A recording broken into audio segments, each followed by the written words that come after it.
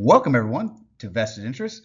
This is Shane, and before we get into the video, I'd like to take a moment to thank everyone who's taken the time to watch, comment, and like the videos, and a special thanks to those who subscribe to the channel. I really do appreciate it. The channel continues to grow because of people like you, and if you have been hanging around for a while and watching the videos and haven't done so, go ahead and hit that subscribe button down below. Join the Vested Interest community.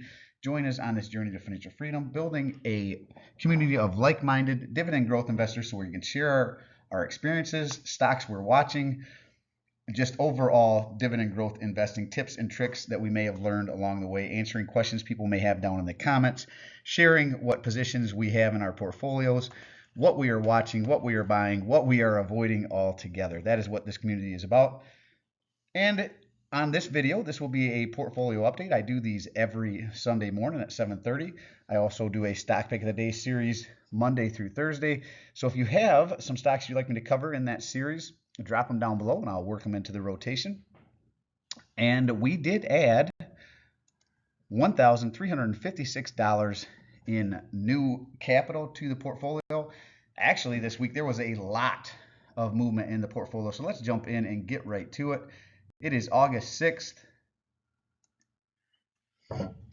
So we did actually have some options. We have not had anything in options for the last couple weeks, but Friday really presented some opportunities. I have been looking at NextEra Energy as one that I wanted to run a wheel on anyway, and I had a big chunk of change sitting over in my savings. So NextEra Energy had a big pullback on Friday, so I went ahead and I moved over some cash, and I did a cash secured put, $70 strike price, two options here for $25, which after they keep their fee here amounted to $48 at $1.08 and then 8 cents additional. So it's $1.08 total fee that they charge for me to do these options.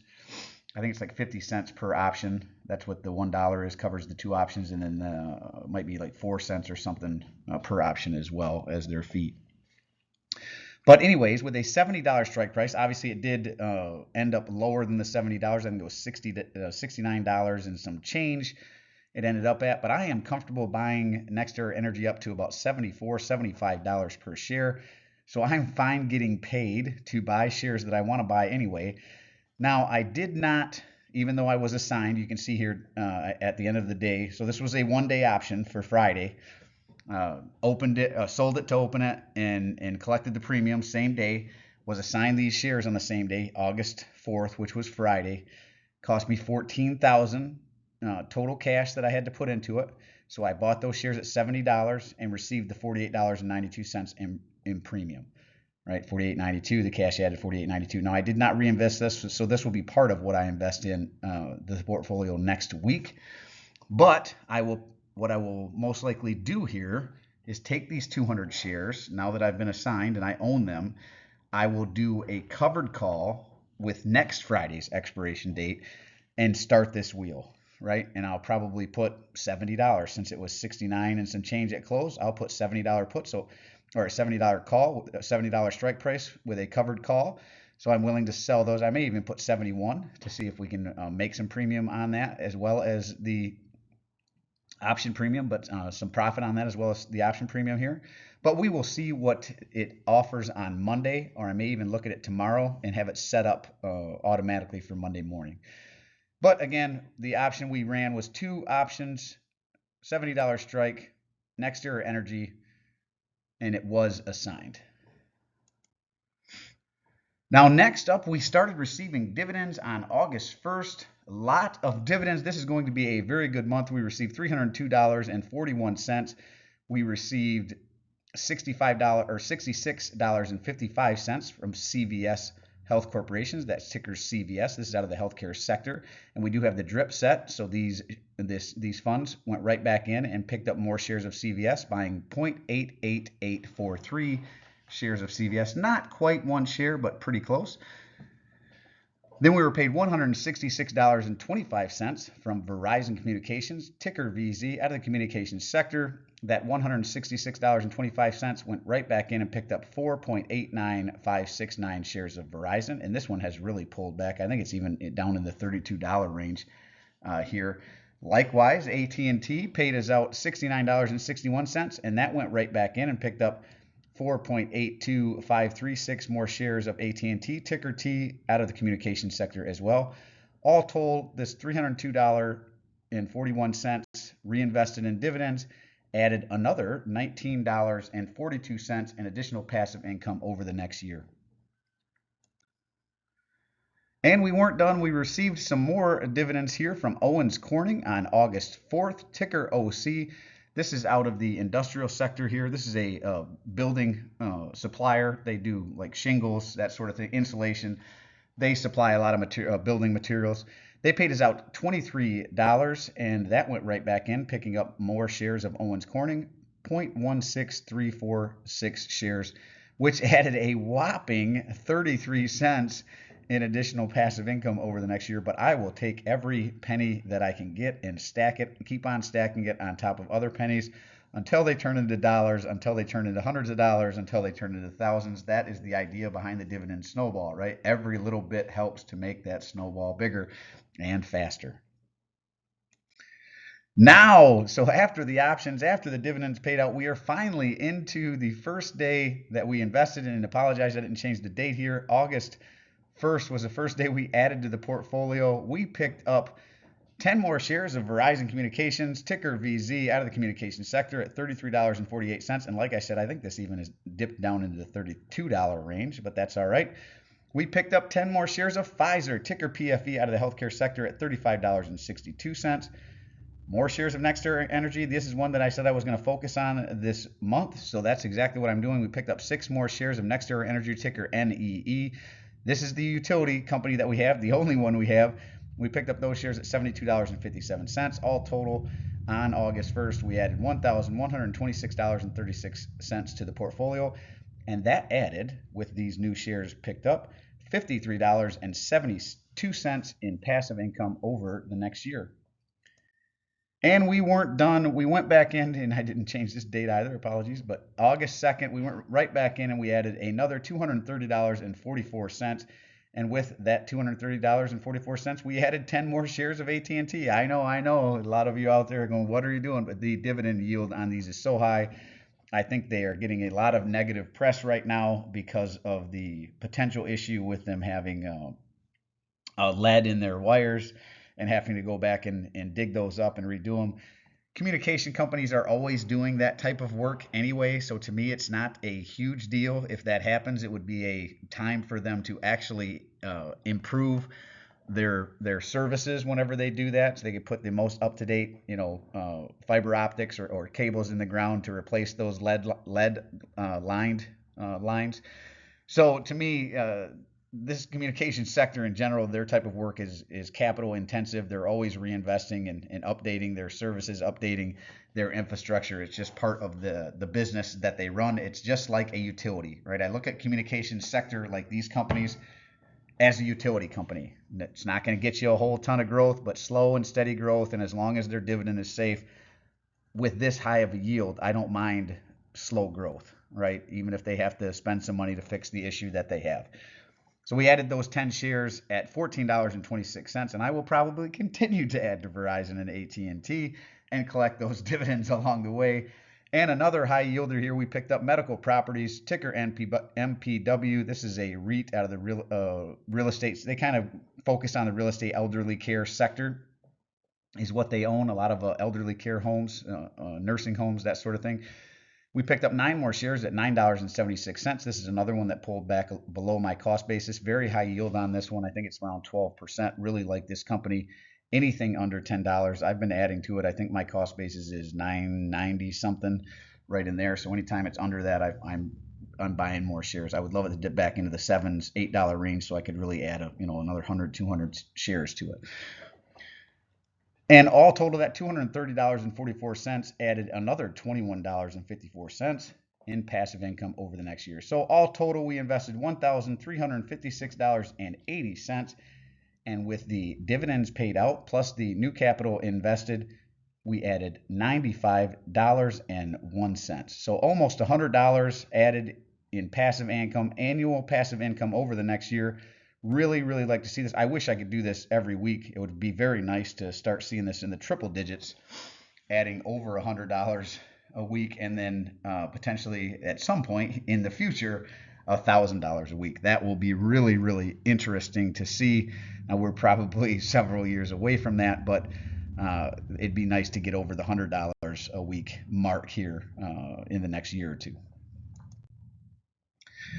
Now we'll do a quick run through the sector allocations, the sector weights here. Communications sitting at 8.39% of the portfolio. Consumer discretionary, this little bitty sliver right here. I'd like Williams and Sonoma to drop back down. I'd love to be running a wheel on Williams and Sonoma still, but it really jumped up. So hopefully with the recent pullbacks, we see a pullback there, so we can add to that one again. And Best Buy is another one that I'm watching for a pullback as well. I'd love to add that into the portfolio. But right now, 0.18% of the portfolio is consumer discretionary. Consumer staples sitting at 5.81. I'll probably be adding to Kraft Heinz here. I'd like Procter & Gamble to pull back as well, so I could add to both of those. Kraft Heinz is below my cost basis, so I may just sink a little bit more into there. Energy sitting at 6.67. Same thing. I'd like to add a little bit more here. Enbridge is one that's looking attractive right now. Financials is 11.64. Healthcare sitting at 19.13. The biggest piece of the pie here. Industrials, 8.94% of the portfolio. Technologies making up 8.92%. Materials, the second largest piece of the pie, 15.45%. Utilities, we're adding to NextEra Energy, and you'll notice it's still 0.88%, not quite a percent. I know I just was assigned those 200 shares of NextEra Energy, so really, whenever I played with this earlier, I added it in just for shits and giggles. Eventually, I will probably leave one of those in. It's going to be right around 6 to 9% of the portfolio whenever I do eventually fill out that NextEra Energy. But for now, because I'm running the wheel on it, I'm only going to show the shares that I plan on keeping. So I'm going to keep those 200 shares onto the side and treat them as if they're cash. Run the wheel, and then whenever I decide whether it's 100 or 150, however many shares I'm going to keep, I will add them in, and this will jump up. But for now, 0.88, that's that 20 shares of NextEra Energy, and you'll see that here whenever I do the full portfolio reveal. I'm only counting 20 shares of NextEra Energy, even though technically I do have 220 shares right now. And REITs and real estate sitting at 14.01% of the portfolio. And no ETFs. I consider this kind of my own ETF. I'm building my own ETF. And if you really are into ETFs, there's nothing wrong with ETFs. It is a very hands-off way to invest.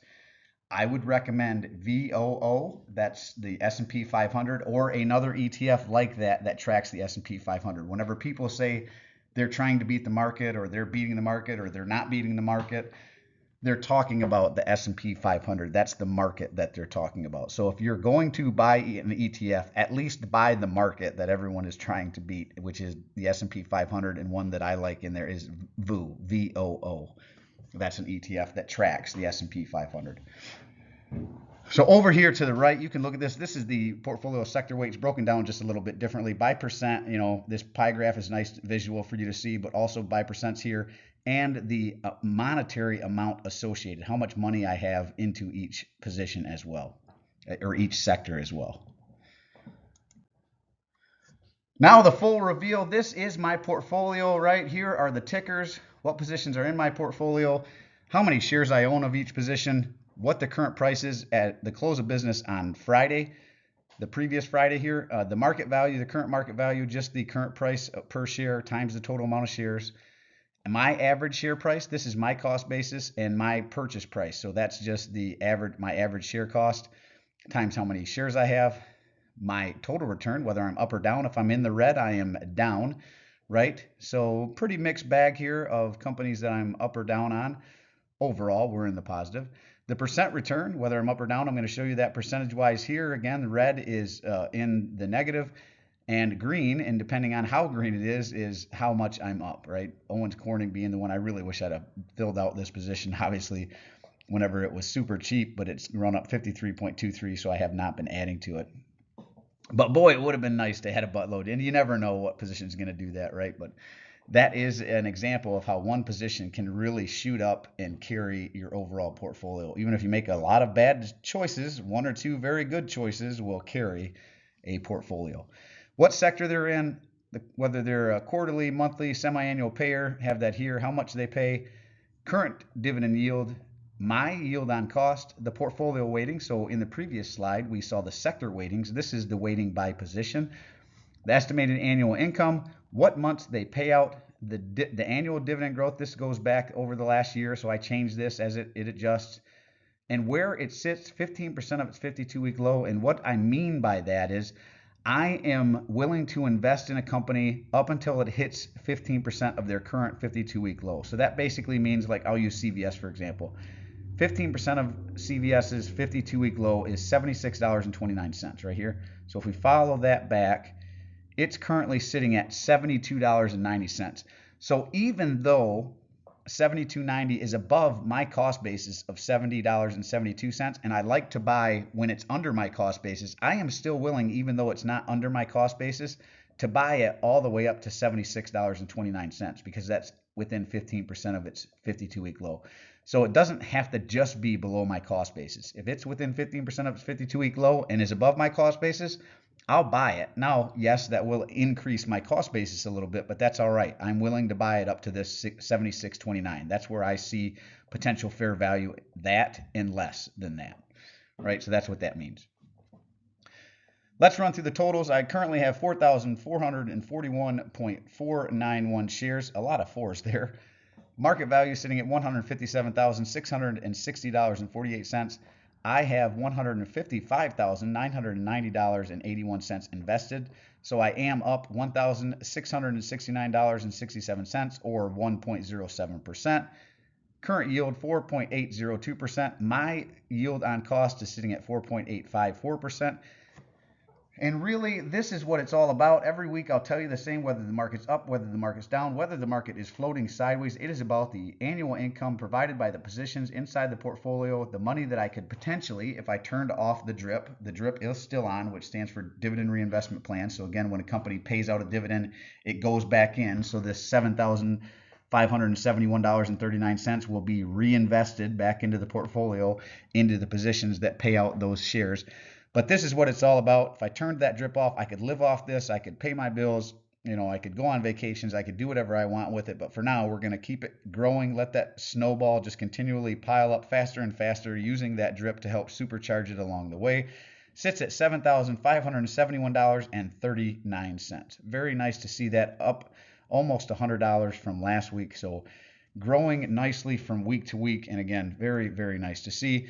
And this is what my dividend growth year over year currently sits at, 8.09%. So long as the companies in the portfolio continue to increase their dividends, I'll have a built-in 8% growth in the dividend over year annually. Well, that is it for this one. Let me know what dividends paid, or what companies paid dividends to you this week, if any.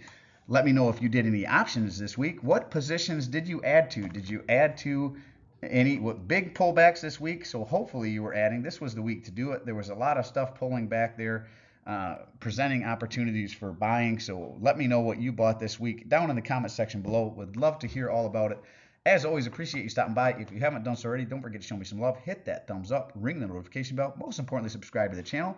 Join us on this journey to financial freedom. Join the vested interest community, building a community of like-minded dividend growth investors so we can share our experiences, stocks we're buying, tips and tricks we've learned along the way as dividend growth investors. You can't benefit from my investments, but you can certainly benefit from my experiences, positive and negative. If I make mistakes, I share those as well. If I need to sell out of a company because it no longer meets my criteria, I show you guys that as well. There's nothing wrong with that. It is all part of it. Everyone is going to make mistakes.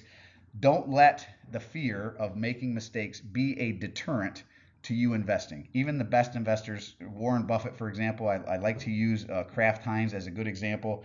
I read an article one time. He feels like Kraft Heinz is one that he got wrong and over invested in. Now, he's still invested in Kraft Heinz, but my cost basis in Kraft Heinz, that means my purchase price is lower than Warren Buffett's, right? And I am not smarter than Warren Buffett. That is just how it goes. Sometimes we all make mistakes, and he is one of the greatest investors of all time. So if he's going to make mistakes, I'm certain I'm going to make mistakes, and I'm certain you will probably too along the way. It'd be great if none of us made mistakes, but that's just part of life. You can learn the best lessons from the mistakes you make. All right, I'm going to get off my soapbox. I do personally read and respond to the comments. I'm always interested to read your questions, opinions, or suggestions for future topics. So, again, if you have a stock you'd like me to cover in the Stock Pick of the Day series, go ahead and drop it down below. Or if you have a question about my portfolio, why I invest in what I invest in, why I do these videos, go ahead and drop it down there and I will respond to that as well. And this is Shane signing off, wishing peace and prosperity to you and yours. And remember, financial security comes to those who take a vested interest. Hey, thanks for stopping by, and we'll see you in the next one. I'm not a financial advisor. Nothing in this presentation should be considered financial advice. I'm only sharing my opinion and investing journey for educational and entertainment purposes. Investing involves risk. You can lose money. You should never invest any amount you're not comfortable losing. Always do your own research. Invest based on your situation, circumstances, and select criteria, or seek advice counsel. A certified financial advisor.